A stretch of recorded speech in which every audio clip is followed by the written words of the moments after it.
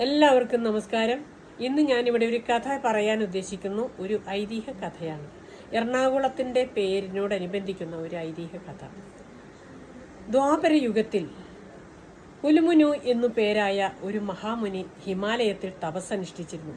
അദ്ദേഹത്തിൻ്റെ പ്രധാന ശിഷ്യനാണ് ദേവലൻ. ഒരിക്കൽ ദേവലൻ യജ്ഞ ആവശ്യത്തിനു വേണ്ടിയുള്ള പൂജാദ്രവ്യങ്ങൾ ശേഖരിക്കുന്നതിനായി ദേവലനും സഹപാഠികളും കാട്ടിലേക്ക് യാത്രയായി. കാട്ടിലേക്ക് യാത്രയാവുന്ന സമയത്ത് വഴിമധ്യേ ഒരു സർപ്പത്തെ കാണുകയും ഈ സർപ്പത്തെ കണ്ട് ഭയന്ന് സുഹൃത്തുക്കൾ ഒരു ചെടിയുടെ ഇടയിൽ പോയി ഒളിച്ചിരിക്കുകയും ചെയ്തു.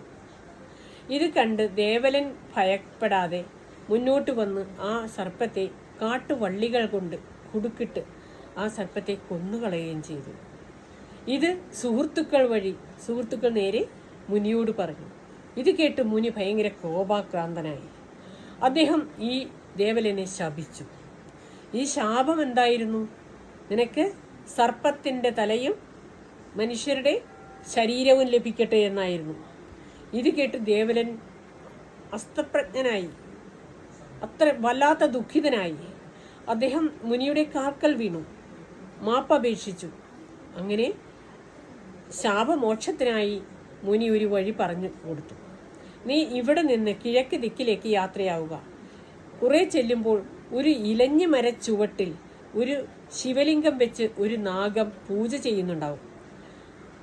ആ നാഗത്തിൽ നിന്ന് ആ ശിവലിംഗം ചോദിച്ചു വാങ്ങണം. പൂജ ചെയ്യുന്നതിന് വേണ്ടിയാണ് എന്ന് പറഞ്ഞ് ചോദിച്ചു വാങ്ങി ആ ശിവലിംഗം വാങ്ങി നേരെ ദക്ഷിണ ദിക്കിലേക്ക് യാത്രയാവണം. ദക്ഷിണ ദിക്കിലേക്ക് യാത്രയായി നിനക്കിഷ്ടമുള്ള ഇടത്ത് വെച്ച് നീ പൂജിക്കുക. അങ്ങനെ ദേവലൻ ആ ശിവലിംഗവുമായി നേരെ ദക്ഷിണ ദിക്കിലേക്ക് യാത്രയായി ഒരിടത്ത് ഒരു കുളത്തിൻ്റെ കരയിലായി ഈ ശിവലിംഗം വെക്കുകയും എല്ലാ ദിവസവും കുളത്തിൽ ഇറങ്ങി നിന്ന് കുളത്തിൽ കുളിച്ച് ആ ശിവലിംഗത്തെ പ്രാർത്ഥിച്ച് അങ്ങനെ കഴിഞ്ഞു പോരുമ്പോൾ ഒരു ദിവസം ഭയങ്കരമായ ഒരു ആരവം കേട്ടു. എന്തായിരുന്നു?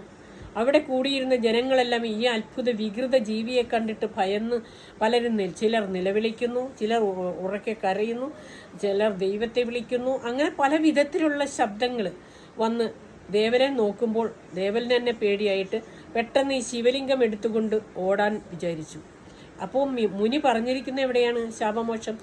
എന്നാണോ ഈ ശിവലിംഗം എടുക്കാൻ പറ്റാതെ വരുന്നത് അന്ന് നിനക്ക് ശാപമോക്ഷം ലഭിക്കുമെന്നാണ് പറഞ്ഞിട്ടുള്ളത്. അപ്പോൾ ശിവലിംഗം എടുക്കാൻ പറ്റാതെ വന്ന ഉടനെ ദേവലൻ എന്താ ചെയ്ത്? അവിടെ സാഷ്ടാംഗ പ്രണാമം നടത്തി, കമന്നടിച്ച് കിടന്നു. അങ്ങനെ അദ്ദേഹത്തിന് ശാപമോക്ഷം ലഭിച്ചു. അങ്ങനെയാണ് ഈ എറണാകുളം എന്നുള്ള ഈ സ്ഥലത്തിന് ഋഷിനാഗക്കുളം എന്ന് വന്നു. ആ പേര് ലഭിച്ചതിന് ശേഷം ഈ ചൊല്ലുവഴികളിലൂടെ ആ ഋഷിനാഗക്കുളം എന്നുള്ള പേര് എറണാകുളം എന്നായി മാറി.